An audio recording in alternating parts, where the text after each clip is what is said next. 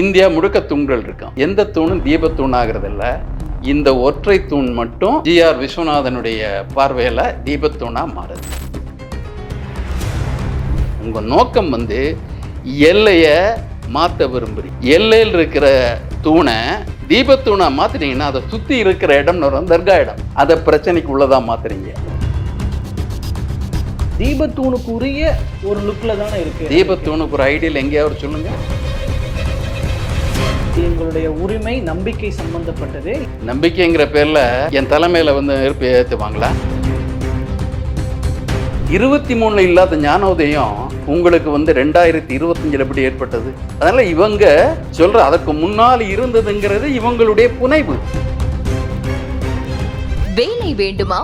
Blue ocean இருக்கிறது. 10th 12th diploma degree படித்தவர்களுக்கு உணவு, தங்குமிடம், இஎஸ்ஐ, பிஎஃப், இன்சூரன்ஸ் உள்ளிட்ட சலுகைகளுடன் அனுபவத்திற்கேற்ற நல்ல சம்பளம் 15,000 முதல் 30,000 வரை. பெண்களுக்கு முன்னுரிமை. 2,000க்கும் மேற்பட்ட வேலை வாய்ப்புகள் உள்ளன. இப்போதே தொடர்பு கொள்ளுங்கள். Blue ocean.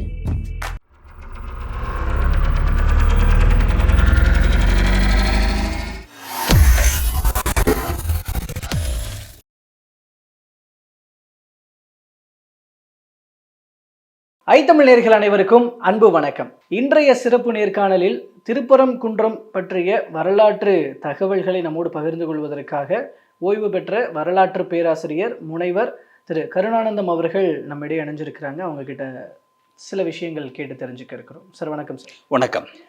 சார், இப்போ திருப்பரங்குன்றம் விவகாரம் இன்றும் கூட அதில் அந்த கோர்ட்டினுடைய விசாரணைகள் தொடர்ந்துகிட்டு இருக்கு. நம்ம பேசிட்டு இருக்க நேரத்துலையும் கூட. ஸோ இதில் நான் அந்த வழக்குகள்லாம் ஒரு பக்கம் வச்சிருவோம், அதில் சட்டங்கள் ரீதியாக போக வேணாம். பட் இங்கே ஹிஸ்ட்ரி என்ன சொல்லுது? மேலே இருக்கிற அந்த தூண் தீபத்தூணா இல்லை அது ஒரு சர்வே, ஒரு அளவைக்கல்லா, கிரானைட் கல் அப்படின்ற ஒரு வாதத்தை, இந்த 2 வாதங்களை முன்வைக்கிறாங்க. இதில் வரலாற்று தரவுகள் என்ன சொல்லுது? அது அந்த தூண் எந்த பயன்பாட்டுக்காக பயன்படுத்தப்பட்டிருந்தது? இதுவரைக்கும் ஜிஆர் சுவாமிநாதனுடைய தீர்ப்பு வர்ற வரைக்கும் இந்த இவர் சொல்றது அந்த தீபத்தூண்கிற ஒன்றை பற்றி எந்த குறிப்பும் யாரும் சொன்னது கிடையாது. அல்லது ஒரு நீதியரசர் ஜிஆர் சுவாமிநாதன் அவர்கள் இந்த தீபத்தூணை கண்டுபிடிக்கிறார். அதற்கு தீபத்தூண் பெயரிடுறார். வரலாறுன்னு நீங்க கேட்டீங்க. வரலாற்றுல தல புராணத்திலேயோ அல்லது ஆகமங்கள்லேயோ அல்லது செப்பேடு, கல்வெட்டு, பழைய நூற்கள், ஏன்னா வரலாறுன்னா இந்த வரலாறு இந்த நூற்றாண்டோட ஆரம்பிக்கிறது கிடையாது. என்றைக்கு திருப்பரங்குன்றம் இருக்கோ அன்றைக்கே ஆரம்பிக்கும் அந்த மலையினுடைய வரலாறு. ஏதாவது ஒரு இடத்துல தீபத்தூணை பற்றி குறிப்பு உண்டா? தீபம் ஏற்றப்படுவதற்கான தூண்கிற அந்த குறிப்பு இல்லாம இருக்கிற விஷயம் இது. அதனால இந்த தூணை பற்றி இது என்ன தூண் ஆய்வு பண்றது விஷயம் வேற. தூணை பற்றி ஒரு சந்தேகம் இருக்கு. எதற்காக இந்த தூண் தனியா நிற்குது அப்படின்னு ஒருத்தருக்கு ஐயம் ஏற்பட்டால் அந்த ஐயத்தை தீர்ப்பதற்கு ஆர்கியாலஜி மற்ற விஷயங்களை எல்லாம் அணுகலாம். எந்த ஒரு நடவடிக்கையும் இல்லாமையே ஒரு நீதிபதி அங்க போய் பார்த்துட்டு இது தீபத்தூண் அப்படின்னு டிக்ளேர் பண்றார். வரலாறு எங்க பத்தி யாரு கவலைப்பட்டா? வரலாற்று ஆவணங்களை பத்தி யாரும் கவலைப்படல. இது அவர் தீபத்தூண்னு சொன்ன அப்புறம் இங்கதான் தீபம் ஏத்தணும்ட்டு அவர் சொல்றார். நாம இந்த நாட்டில் தான் இருக்கோம். 2 வழிபாட்டு முறைகளுக்கு இடையே இருக்கின்ற முரண்பாடு வேறு, ஒரு வழிபாட்டுக்குள் உள் விஷயங்கள் வேறு. இப்போ இவங்க ஒரு ஊர்வலம் எடுத்துட்டு போறாங்க, அதை இஸ்லாமியர்களோ சமணர்களோ அல்லது சைவர்களோ தடுக்கிறாங்கன்னா அது பிரச்சனை வேற. இவர்களது உரிமை அங்கே பாதிக்கப்படுகிறது அப்படின்னு வரும். இந்த மலையில 4 வழிபாட்டு இடங்கள் இருக்கு. 3 வழிபாட்டு இடங்கள், 4வது சமணர்களுக்குரிய மலை. சமணர் மலை, காசி விஸ்வநாதர் மலை, அதுக்கப்புறம் சிக்கந்தர் மலை, முருகர் மலை. 4 வழிபாட்டு இடங்களை உள்ளடக்கிய ஒரு குன்று. இந்த குன்றுக்கு ஒற்றை பெயர் தான் இருக்கணும், திருப்பரங்குன்றம் இருக்கணும்னு சொன்னது அது வேற விஷயம். இப்போ அந்த பிரச்சனை விட்டா எத்தை தின்னா பித்தந்தீரும், எதை பண்ணா கலவரம் வெடிக்கும்னு பார்க்குற அளவுக்கு புது புது காரணங்களை தேடிட்டு இருக்கிறாங்க. ஆனா இந்த ஒரு காரணம் தீபத்தூண் நீங்க இப்ப சொன்ன விஷயம் கோவிலில் விவகாரம். கோவில்ல தீபம் ஏத்துற மரபு இருக்கா? இருக்கு. அதை அந்த கோவில் நிர்வாகம் பண்ணிட்டு இருக்கு. நமக்கு தெரிந்த காலம் முதல் அந்த நிர்வாகம் அதை பண்ணிட்டு இருக்கு. அதை மாத்த சொல்லி யாரும் கேட்கல. அங்க தீபத்தை ஏத்தக்கூடாதுன்னு இஸ்லாமிய அமைப்போ சமண அமைப்போ வேற யாருமே கேட்கல. மரபுபடி நடந்துட்டு இருக்கு. ஆனா இந்த தீபத்தை நீங்க இங்கே ஏத்தக்கூடாதுன்னு வெளியில் இருக்கிற தனியார் அமைப்புகளோ கேட்டா அதை ஒரு தீவிரமா எடுத்துக்கிட்டு உடனடி தீர்வை ஒரு நீதிபதி கொடுக்கிறார். இப்போ இந்த நீதிபதியின் செயல் தவறு அப்படின்ட்டு நாடாளுமன்றத்தில் இம்பீச்மெண்ட் வரைக்கும் போகுது. அப்போ ஹைகோர்ட் அட்வொகேட்ஸுடைய அமைப்பு ஒன்று அதை எதிர்த்து மனு கொடுக்குது. அந்த மனுவில் என்ன சொல்கிறாங்கன்னா, இந்த லக்ஷ்மண ரேகாவை மீறக்கூடாது. அவங்க சொல்கிறது அரசுக்கும் மற்றவங்களுக்கும். நீதிமன்றத்தில் நீங்கள் நீதிபதியுடைய உரிமையில் தலையிடக்கூடாது. லக்ஷ்மண ரேகை எந்த ஒரு வரம்பும் இருதரப்பையும் கட்டுப்படுத்தணும். லக்ஷ்மண ரேகையை நாடாளுமன்றம் மட்டும் இல்லை, நீதிமன்றமும் மீறக்கூடாது. நாடாளுமன்ற சட்டங்கள் இருக்கு. சுதந்திர விடுதலை அடைந்த பிறகு, சுதந்திரத்துக்கு பிறகு வழிபாட்டு தலங்களின் இருப்பு ஸ்டேட்டஸ் கோ இருக்கிற நிலைமையில அப்படியே இருக்கணும். அதை பிரச்சனைக்குரியதான் மாற்றக்கூடாது. சட்டம் இருக்கு. இந்த சட்டத்தில் விலக்கு கொடுத்தது நீதிமன்றம் தான் பாபரி மஸ்ஜித் கேஸ்ல.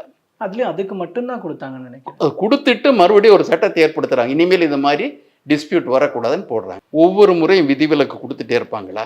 அந்த சட்டங்களை பத்தியே கவலைப்படாம வழக்கு தொடுக்கப்படுது. நீதிபதியை தீர்ப்பு அளிக்கிறாரு.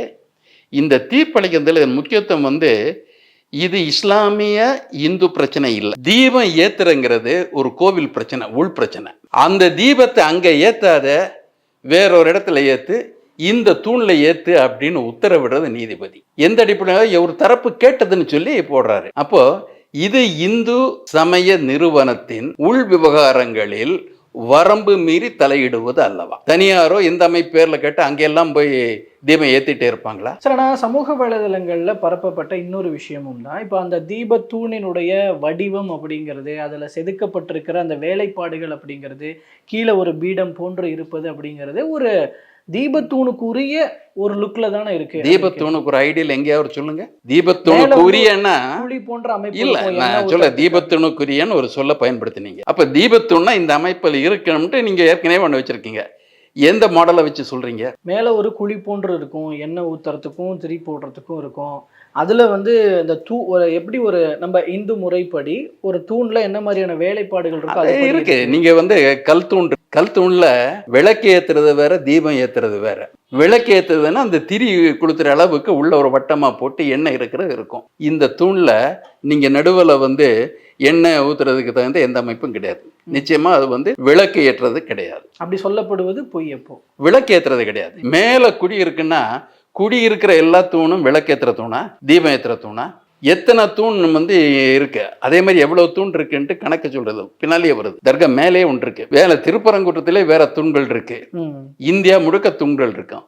எந்த தூணும் தீபத்தூண் ஆகிறது இல்ல. இந்த ஒற்றை தூண் மட்டும் ஜி.ஆர். விஸ்வநாதனுடைய பார்வையில தீபத்தூணா மாறுது. தீபத்தூண்கிற குறிப்பு ஆகமங்கள்ல உண்டா? பலிபீடம், துவஜஸ்தம்பம், இப்படிலாம் சொற்கள் இருக்கு. தீபத்தூண் எங்கேயாவது உண்டா? ஆகமத்தை பேசுறவங்க, சில்ப சாஸ்திரம் பேசுறவங்க இதையும் சொல்லணும் இல்லையா?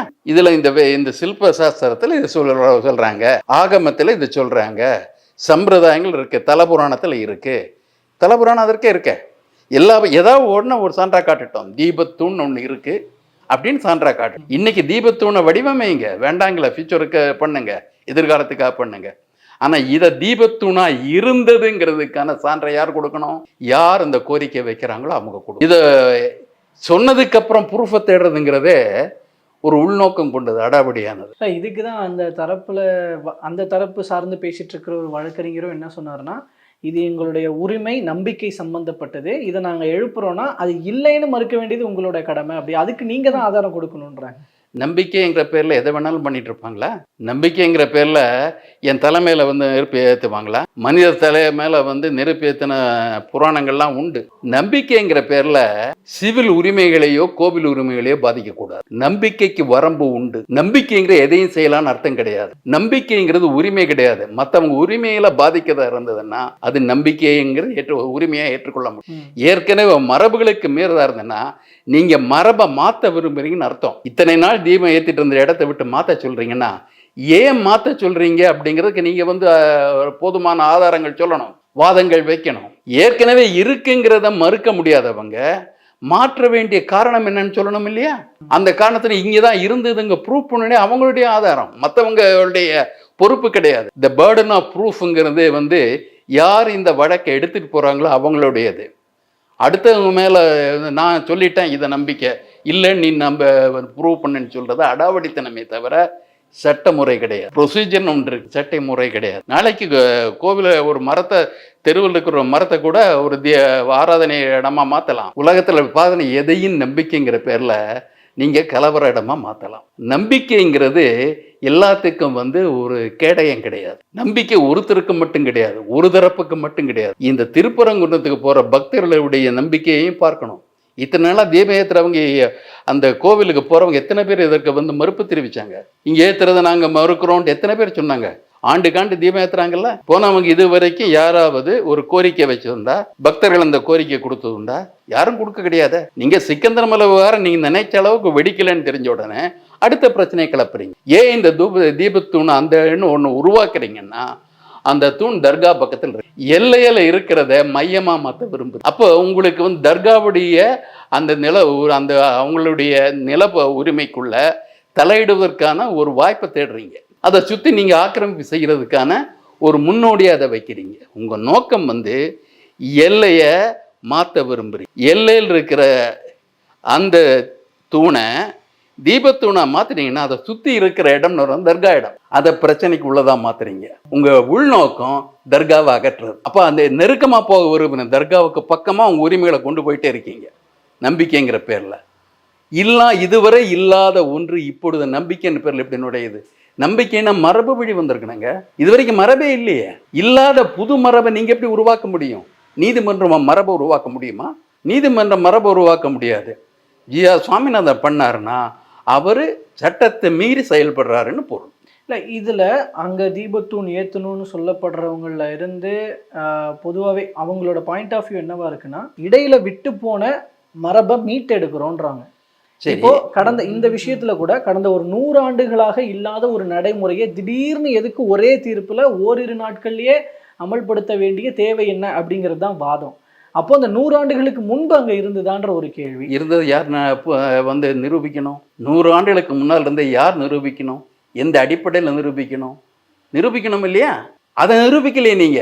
இங்கதான் தீபம் பண்ணாங்கிறது ஒரு செய்தியை கூட நீங்க கொண்டு வரலையே. இந்த மனுதாரர் அவர் ஒரு அமைப்புல இருக்கார். அந்த அமைப்பு ஒரு உள்நோக்கம் இருக்கு. இந்த வாதம் நேர்மையான நோக்கத்தின் அடிப்படையில் வைக்கப்படுவதாக நீங்கள் நம்புகின்றீர்களா? மக்கள் நம்புகின்றீர்களா? வாதம் வைப்பதற்கு ஒரு நேர்மை தேவை. நீங்க வந்து அங்க வந்து இந்த இடம் பிறருடைய வற்புறுத்துதால் மாற்றப்பட்டு இருப்பதாக நீங்கள் நினைத்தால் அதற்கான ஆதாரத்தை நீங்க சொல்றவங்க தான் கொண்டு வரணும். ரொம்ப பழைய காலத்துக்கு போனா இந்த மலைகளுடைய உரிமையை சமணர்கள் கோர வேண்டும். சார், நான் அந்த வரலாற்றுக்கு தான் அதையும் கேட்டு தெரிஞ்சுக்கணும்னு நினைக்கிறேன். இதுல சமணர்களினுடைய காலமும் இந்த இடத்துல பேசப்படுது இல்லையா?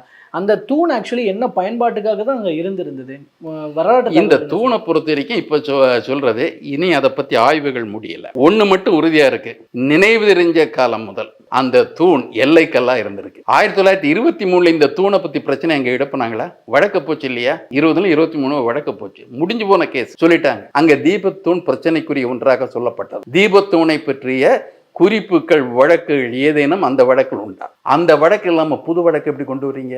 ஏற்கனவே வழக்கு வந்துருச்சு. அது அவர்களுடைய அந்த ஜூரிஸ்டிக்ஷன் சொல்ற அளவை பொறுத்த வரைக்கும் தர்காவுக்கு எவ்வளவு, எங்களுக்கு எவ்வளவுன்னு சொல்ற இடம் ஓகே, அது முடிஞ்சு போன விஷயம். 23 இல்லாத ஞானோதயம் உங்களுக்கு வந்து 2025 எப்படி ஏற்பட்டது? அதனால இவங்க சொல்ற அதற்கு முன்னால் இருந்ததுங்கிறது இவங்களுடைய புனைவு. அதற்கு முன்னால என்ன இருந்த புனைவை கூட கொண்டு வரலாம். அங்க சமணர்களுக்கு படுகைகள் தான் இருக்கு. சமண முனிவர்கள் அவங்க வந்து குகைகளை வந்து கல்லாலான படுக்கையில் படுப்பது சமண மரபு. ஏன்னா ரொம்ப வசதியாக படுக்கையை வசதியாக வச்சுக்கூடாதுங்கிறது துறவிகளுக்கு கொடுக்கப்பட்ட கட்டளை, சமண கட்டளை. பிறருக்கு உடைப்பதற்காக தன் சொந்த அந்த வசதிகளை மறக்க வேண்டும் அப்படிங்கிறதுல அவங்க அந்த சமண படுகைகள் பள்ளிகளாகவும் பயன்பட்டுரும். அங்கே வந்து மற்றவங்களை கூப்பிடுறது, எடுத்தறிவிக்கிறது, மருத்துவம் பண்ணுறது சமணர்களுடைய துறவைகளின் கட்டாய பணிகளில் ஒன்று. நமக்கு தெரிஞ்ச மிகப்பழைய தமிழ்நாட்டு கல்வெட்டுக்கள் அந்த அங்கே சமண படுகைகள் இருக்கு. அந்த காலத்தில் திருப்பரங்குன்றம் கோயில் இருந்ததா எந்த வரலாறும் கிடையாது. முருகர் வழிபாடு இருக்கு, அது வந்து நமக்கு சேயோன் வழிபாடு இருக்கு. சேயோன் வழிபாடு எல்லாமே வந்து இந்த மலை சார்ந்த வேட்டக்குடி மக்கள் நடத்தின வழிபாடு. இந்த சேயோன முருகனா நீங்கள் மிருகேற்றி பின்னால் கொண்டு வருவீங்க. அந்த முருகனுக்கு பின்னால் வந்து இந்திரனுடைய மகளை வந்து திருமணம் பண்ணி வைப்பேன். இதெல்லாம் வந்து சமய மரபுகளில் வர்றது. தொன்மங்களை எல்லாம் வரலாறா அப்படியே எடுத்துக்கொண்ட பல விபரீதங்கள் நடக்கும். நமக்கு தெரிஞ்சு முதல் மிக பழைய வரலாற்று குறிப்புங்கிறது சமணர் குகை, அதில் இருக்கிற கல்வெட்டு. சேயோன் வழிபாடு சங்க காலத்திலே இருக்கு சேயோன். ஆனா பரிபாடலை தவிர அதுக்கு முன்னால சேயோன் வழிபாட்டை கந்த வழிபாடு ஸ்கந்த வழிபாடுன்னு சொன்னது கிடையாது. பின்னால வருது. நாயக்கர் காலத்துல தான் இந்த கோவில்கள்லாம் இந்த கோபுரங்கள் கொடுத்து அவர் முழுமைப்படுத்துறாங்க. அப்ப இந்த கோயில்கள் நாயக்கர் காலத்துல, சிக்கந்தர் காலத்துக்கு பின்னால தான் நாயக்கர் காலம் வருது. நாயக்கர்கள் எந்த ஒரு இஸ்லாமிய தலத்தையும் இடிக்கல, தர்காவா இருந்தாலும் மசூதியா இருந்து இடிக்கல. அவங்க ஏறக்குறைய மத நல்லிணக்கத்தை வச்சுதான் பண்ணியிருக்காங்க. ஒன்றின் மீது ஒன்று ஆக்கிரமிப்பு செய்யல. அந்த தூண நாயக்கர்கள் பயன்படுத்தி இருக்கிறாங்களா? அதற்கும் சரியா சொல்ல போனா ஆதாரம் கிடையாது. நமக்கு தெரிஞ்சு 2 இருக்கு. ஒன்று பிரிட்டிஷ்காரன் சர்வே, ட்ரிகனோமெட்ரிக் சர்வேங்கிறது பிரிட்டிஷ்காரன் காலத்துல கொண்டு வந்தது. சர்வேங்கிறது அதுக்கு முன்னால கிடையாது. எல்லைக்கல் உண்டு, சுமைதாங்கிக்கல் உண்டு. மலை ஏற இடத்துல நீங்க இது வைக்கிற சமயத்துல இதே மாதிரி தூண், இது ஒற்றை தூண் அல்ல, அதையும் நிலை வச்சுக்கணும். திருப்பரங்குன்றத்திலே வேறு தூண்கள் உண்டு. எல்லா தூண்லையும் தீபம் ஏற்றணும்னு ஆரம்பிச்சா அது வேற விஷயம். திருவண்ணாமலை ஒற்றை இடத்துல அந்த குவிந்த தீபங்கிறது நீங்க எரிதழலாம் மாத்துறது. தீபங்கிற பேர் மென்மையானது தீபம். ஆனா பந்தம் இது மாதிரி பெரிய அளவில் பண்றதுங்கிறது ஒரு பெரிய ஒரு விஷயம். சின்ன தூண்லையா பெரிய தீபத்தை ஏத்துறாங்க. திருவண்ணாமலை தீபம் அதற்கு எவ்வளவு கிலோ நெய்யை ஊற்றி, எவ்வளோ இதை பஞ்சு இந்த நூலெல்லாம் போட்டுட்டு எவ்வளோ பெரிய தீபத்தை உருவாக்குறீங்க. அந்த ஒரு இடமா அது சின்ன தூணு. அப்படியே தீபத்தை உலகம் பார்க்குற அளவு தீபத்தை ஏற்றுவாங்க. அதில் ஏற்றினாலும் அது எல்லோருக்கும் தெரியக்கூடிய வகையில் இப்போ திருவண்ணாமலை இப்போ தெரிஞ்சுட்டு தானே இருக்கு. தீபத்தை ஏற்றுறது தெரிஞ்சுட்டு தானே இருக்கு. இந்த தூண்ல இவங்க சொல்ற தூண்ல ஏத்தினா அந்த அளவுக்கு தெரியாதுன்ற ஒரு விஷயம் இல்ல. அந்த தூண் அந்த அளவு பண்ணக்கூடிய பெரிய அளவு பண்ணக்கூடிய இடமே கிடையாது. ஒரு சிக்கலை ஏற்படுத்தணுங்கிறதுக்காக அதை தூணுங்கிறாங்க, தீபத்தூண்கிறாங்க. அது தூண்கிறது உண்மை. எல்லை தூணா தீபத்தூணாங்கிறது ஆய்வுகள் தான் முடிவு பண்ணும். நமக்கு தெரிஞ்ச வரைக்கும் என்னுடைய அமைப்பு அவ்வளவு பல்லவர் கால அமைப்பு கிடையாது, சோழர் கால அமைப்பு கிடையாது. எண் சதுரம் அப்படின்ட்டு ஒரு எண்கோண் சதுரம் அப்படியும் கிடையாது. நவீன காலத்துக்கு வர்றதான். நவீன காலத்துக்கு வர்றதுல எந்த நோக்கத்துக்கு அந்த வைக்கப்பட்டதுன்னா, அந்த திருப்பரங்குன்றத்தில் இருக்கிற பிற தூண்களையும் சுட்டி காட்டி ஒரு சாரார் சொல்றது, இது எல்லைக்குள் அந்த கீழே இருக்கிற நெல்லித்தோப்புலேருந்து மேலே போகிறதுல 2 தரப்புக்கும் வராமல் அந்த எல்லைகளை வகுத்திருக்காங்க அப்படிங்கிறதான் அதில் வர்ற விஷயம். இது இல்லைன்னு ப்ரூவ் பண்ணணும் முதல்ல. 1. 2வது, இந்த தூணில் மரபு வழியாக தீபங்கிறது சாதாரண விஷயம் கிடையாது. கார்த்திகை தீபம் ஏற்றுறபடி கிடையாது. ஒரு கோவிலில் அண்ணாமலையார் கோவிலில் ஏற்படுற தீபத்திற்கு இணையா ஏற்படுற தீபம் தான் அந்த தீபம்னு சொல்றேன். திருவண்ணாமலை தீபம் மாதிரி வர்றது கார்த்திகை தீபம். மற்றபடி கார்த்திகை விளக்கு வச்சுட்டு போக வேண்டியதானே. தீபத்திலையும் தூண்லையும் வைப்பீங்க, தரையிலையும் வைப்பீங்க. விளக்கேற்றுறது பெரிய பிரச்சனை கிடையாது. ஆனா அங்க ஏன் போறீங்கன்னா, தர்கா இடத்து பக்கத்தில் இது வருது. அதை ஒரு மையமா மாத்தினீங்கன்னா சுத்தியுள்ள இடம் எங்களுக்கு நாளைக்கு உரிமை கோரதுக்கு வசதியா இருக்கும். தர்காவை நெருங்குவதற்கு, அதிகமாக நெருங்கி அதை ஆக்கிரமிப்பதற்கு இந்த ஒரு புதிய தீபத்தூண் விவகாரம் வழிகோலும் என்பதாக அவர்கள். இதுல சமணர்களோட காலத்துல அங்க அதுல சமணர்கள் விளக்கேற்றி வச்சு சுத்தி உட்காந்து ஒரு ஆலோசனை செய்யறது, படிக்கிறது, இல்ல கலந்துரையாடுறது, நைட் டைம் எல்லாமே இருக்கலாம் அப்படிங்கிறது தான். லாஜிக்கலா சொல்றதுதான், உறுதியான தகவல் கிடையாது. சமணர்கள் இரவு வேளையில அப்படி விளக்கை ஏற்றி வைக்க தவிர்ப்பாங்க. ஏன்னா சமணர்கள் சிறு சிறு உயிரினங்களை கூட தீங்கு இழைக்க கூடாதுன்னு நினைக்கிறவாங்க. உணவையே சூரியன் மறைவதற்குள் முடித்து விடுவார்கள். விளக்கு ஏத்தினா விட்டில் பூச்சி மாதிரி இருந்து அதில் இறந்துடும் நினைப்பாங்க, தவிர்க்க விரும்புவார்கள். சமணர்கள் உயிர்கொலை தவிர்ப்பதை பற்றி அதற்கு முதன்மை கொடுத்தவர்கள். ஆகவே இரவுல விளக்கேற்றி வச்சுட்டு மற்றவங்களுக்கு பாடம் சொல்லி கொடுத்தாங்கிறத ஏற்பதற்கு இல்லை. சமணர் படுகையில பகல் நேரத்துல பல விஷயங்கள் நடந்திருக்கலாமே தவிர, இரவு நேரத்துல விளக்கு ஏற்றி வச்சுட்டு இதில் சுற்றி இருந்து எல்லாருக்கும் அறிவுரை சொன்னாங்க, அறவுரை சொன்னாங்க, பாடம் சொன்னாங்க அப்படிங்கிறது சமண விதிகளின்படி தவறு. ஏன்னா அவங்க எல்லா நடவடிக்கையும் பகல் நேரத்திலே முடிஞ்சிடும். இரவுக்கு பிறகு பகல் நேரத்திலே போகிறதுல மயில்பீலியை கையில் வச்சுக்குவாங்க. அந்த தோகையை வச்சுட்டு அப்படியே பெருக்கிட்டு போன உயிரினங்கள் பாதிக்கக்கூடாங்க, தள்ளிட்டு போவாங்க. அந்த அளவுக்கு உயிர்வதையை செய்துவிடக்கூடாது என்பது முனைப்பாக இருக்கின்ற சமணர்கள் இரவு நேரத்தில் விளக்கை ஏற்றி வச்சுக்கிட்டு எல்லாரையும் கூட்டு உட்கார வச்சுக்கிட்டு அறவுரையாக செய்வாங்க. அதனால் அது ஏற்புடையது அல்ல. இந்த கல் சமணர்கள் தான் முதல்ல சொல்லப்போனால் கல்வெட்டுகளுக்கும் காரணம். இந்த சில சிற்ப முறைகளுக்கு அவங்க காரணமாக இருந்திருக்காங்க. தீர்த்தங்கரோட உருவங்களை பொறிக்கிறது வழக்கம், இதெல்லாம் அவங்க பண்ணியிருக்காங்க. ஆனால் தீபம் அவங்களை ஏற்றுறதுங்கிறது மகாவீரர் இறந்த அன்று ஏற்றப்படுகின்ற தீபம். தீபாவளியாக மாறுது. அவருடைய இறுதி உரை இரவு முழுக்க உட்காந்து பேசினாரு. இறந்துட்டாரு. அது மட்டும்தான் சமணர்களுடைய தீபத் திருநாள். அன்று மட்டும் தீபம் ஏற்றப்படும். அன்று அதை குறிக்கிறாங்களாமா. அந்த ஒரு ஒளி, ஞான ஒளி அவர் தந்தாரு, அவரது நினைவை போற்றுவோம். அதை இறப்பு நாள்னு அவங்க சொல்றது கிடையாது, அந்த அறிவொளி நாள்னு சொல்றாங்க. அதற்காக சொல்றாங்க. ஆனா இந்த இரவுக்கு பின்னால இருக்கிற எந்த நடவடிக்கையும் தவிர்ப்பது சமணர். துறவியர் இரவு நேரத்துல தொடர்ந்து மாணவர்களுடன் தொடர்பு கொள்வது, மற்றவர்களுடன் தொடர்பு கொள்வது, இந்த மாதிரியான சமய நடவடிக்கைகளில் ஈடுபடுறது, சமூக நடவடிக்கைகளில் ஈடுபடுறதுங்கிறது இரவு நேரத்தில் கிடையாது. குருகுலத்தில் கூட வகுப்புகள் பகல் வேளையில் தான் இரவு வேளையில் இருக்காது. ஆகவே அது ஒரு ஏற்புடையதுன்னு நமக்கு தெரியல. அந்த அளவுக்கு பழமையானதாகவும் இருக்க வாய்ப்பில்லை. இந்த சமணம் நம்ம சொல்றது கிமு ஒரு 300 400 அந்த ஆண்டுகள்ல, அது கிமு 3ஆம் நூற்றாண்டுல வாழ்ந்திருக்கிறாங்க. மதுரையை சுத்தி இருக்கிற அழகர் கோயில் மலை, நாகமலை, பசுமலை, அப்புறம் திருப்பரங்குன்றம், கீழக்குயில்குடி, இந்த மாதிரியான 8 இடங்கள்ல ஒரு 3ஆம் நூற்றாண்டுல வாழ்ந்து அங்க கிடைக்கிற கல்வெட்டுகள் தான் தமிழகத்தில் கிடைக்கிற இந்த மிக பழமையான பிராமி கல்வெட்டுகள். ஆனால் எந்த அரசியல் செய்தியும் தர்றது கிடையாது. அவங்களுடைய அறவுரைகளை பற்றி நம்ம சொல்கிறது இந்த பிராமி, தமிழ் பிராமியா இருக்கலாம், இல்லது வடக்கிற பிராகிருத பிராமியாவும் இருக்கலாம். அந்த கல்வெட்டுகள் இருக்குது. அரசியல் முக்கியத்துவம் இல்லாதனால அதை பதிவு பண்ணி அதிகமாக கொடுக்கறது கிடையாது. ஆனால் சமணர்கள் பல இடங்களில் தமிழ்நாட்டில் ரொம்ப ஆதிக்கத்தோடு இருந்திருக்காங்க. அந்த சமண குடியிருப்புகளை எல்லாம் சைவ வைணவ போராட்டங்கள் மூலமாக அழிக்கப்பட்டதாகவும் வரலாறு. இப்போ நாம் இணங்கி வாழ்றதை பற்றி பேசுகிறோம். தமிழ்நாட்டு முன்னர் மரபு, பழைய மரபு, சங்ககால மரபு எப்படின்னா பல வேறுபட்ட வழிபாட்டு மரபுகள், தத்துவ மரபுகள் ஒன்றாக இணங்கி இருக்க முடியுங்கிறது நம்ம சொல்ற தொல் தமிழ் மரபு. இடைக்காலத்துல பக்திங்கிற பேர்ல சமய போராட்டங்கள் மூலமாக எதிர்த்தரப்புரை கழுவேற்றுவது, கொல்லுவது, விரட்டுவது எல்லாம் இடைக்காலத்தில் ஏற்பட்ட இழிவான சூழல். அந்த இழிவான சூழல் பின்னால தானா மறைஞ்சு போகும். முதல்ல பௌத்தர்களையும் சாக்கியர்களையும் சமணர்களையும் அடிக்கிறதுக்காக ஒரு முயற்சி. அது முடிஞ்ச அப்புறம் சைவர்களும் வைணவர்களும் மோதிக்கொண்ட நிகழ்ச்சி இப்படியெல்லாம் இருந்தது. அது முடிஞ்சு எல்லாருமே இணக்கமாக இருக்க முடியும் அப்படிங்கிற சூழல் ஒரு 500 வருஷமாக இங்கே இருக்குது. இந்த சூழலை மீண்டும் இடைக்காலத்துக்கு கொண்டு போகிற நிகழ்ச்சியாக தான் பார்க்கணும். இங்கே தர்காவனால மக்களுக்கு பிரச்சனை கிடையாது, முருகனுக்கும் பிரச்சனை கிடையாது.